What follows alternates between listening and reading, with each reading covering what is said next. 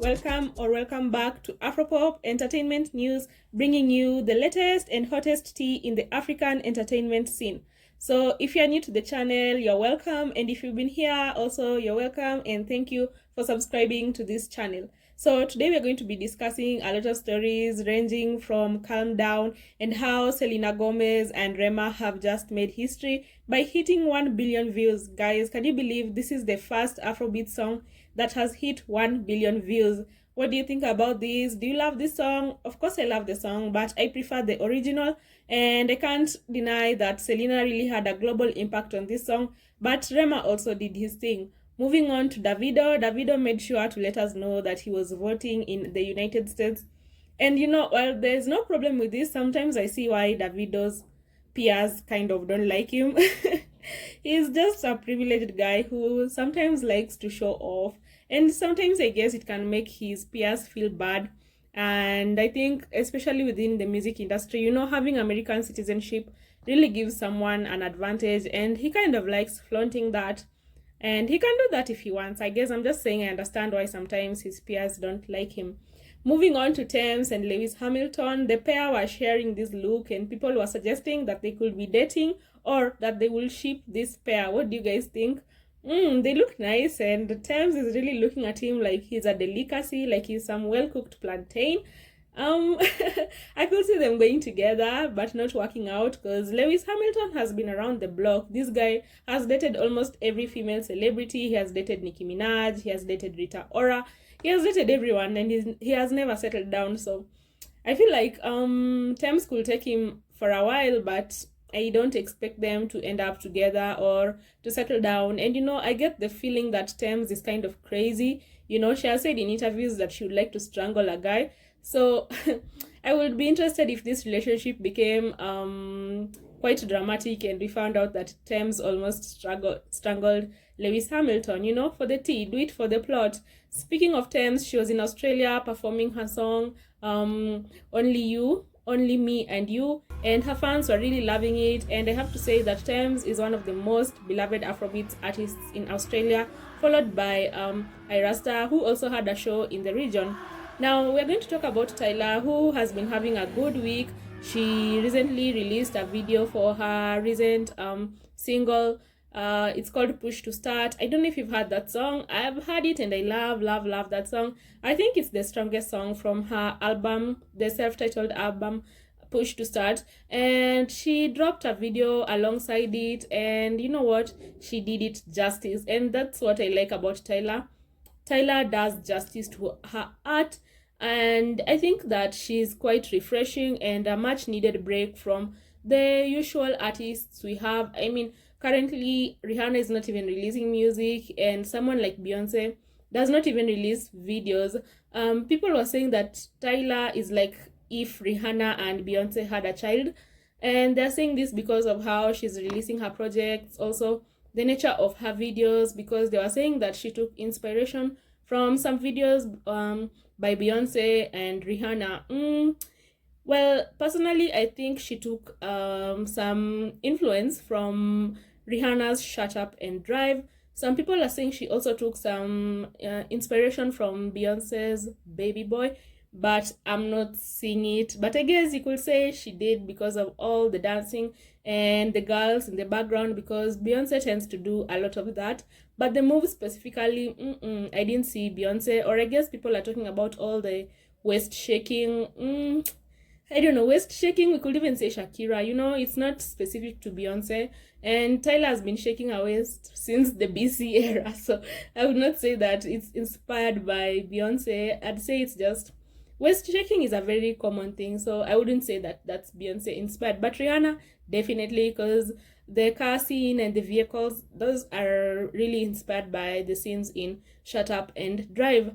Overall, I think this video is really good. The quality is dope. I love TYLA's team. I love her producer. I love the dancing. I hope she's healed, because we are ready for the tour, and I know she's waiting to heal so that she can give her fans a real show during the tour. And I'm excited. I hope that in 2025 she'll have a tour and that she'll be able to show people just how she can dance and those South African inspired moves.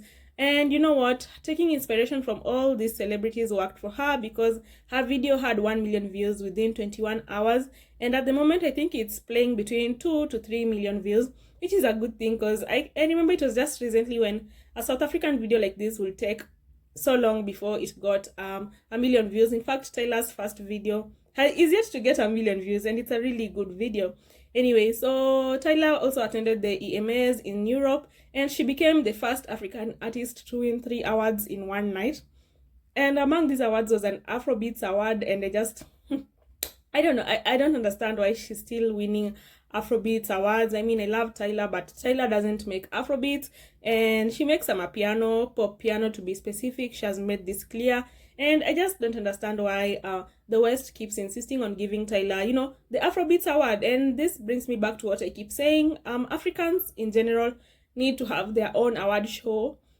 This way they can put some respect on their name. We can't just rely on the foreigners to give us the right awards. And you know, when we are relying on someone external, our ability to complain about the type of award we are given is limited, because how do you start telling Europe or the United States that no, this is not what you should be giving us? If we are being very honest, they don't owe you anything. Anyway, it's undeniable that TYLA has quite the star power, and I'm excited to see how far she'll go.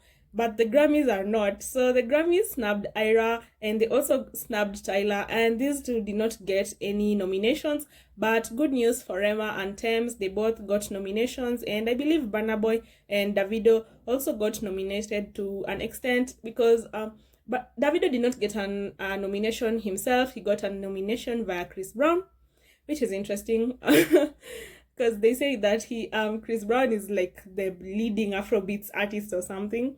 Sometimes I feel like these Western award shows, they do all they can to really minimize what they can give the African. You know, they're like, if you're gonna give you an award, it must be someone who's mixed, not someone who's fully African. Or it must be a song which you collaborated with one of us. You know, that's how I keep saying, we just have to have our own award shows. Then we can call the shots, and then we can complain and be like, no, this is not where the award should be going. This is the wrong category, you know, blah, blah, blah. Anyway, moving on to Trevor Noah. Trevor Noah is getting dragged for filth by Trump fans and Trump supporters, because Trump is coming back as the new president.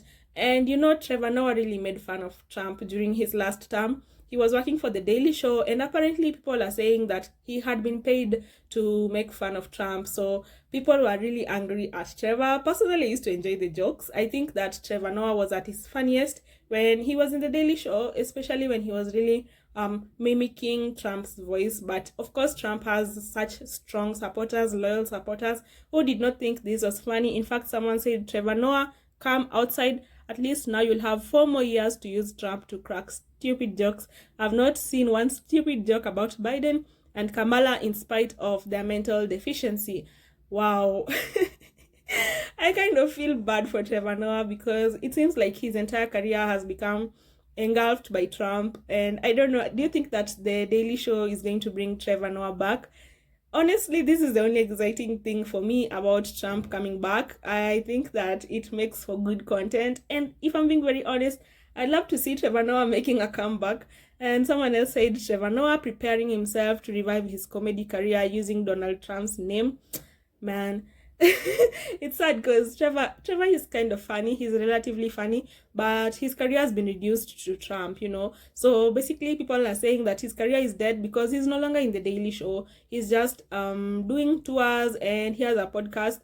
And people are basically saying that your career is dead unless you have Trump to make fun of. And you know, this is somehow true, because The Daily Show got rid of this guy after Trump was no longer in office. So basically, they sent him packing and were like, you know what, we no longer have any need for you, because the person we were hired to this is no longer in office. And someone else said, where is Trevor Noah? Because Donald Trump is winning elections. You are hired to defame and make a joke out of Trump's presidency. You spread propaganda on a daily basis for 4 consecutive years, of which he did. I don't know if Trevor knew what he was doing, you know. I think sometimes you can just be hired and given tasks to do, and as you do them, you don't see the bigger picture, you don't see the effect of what you're doing.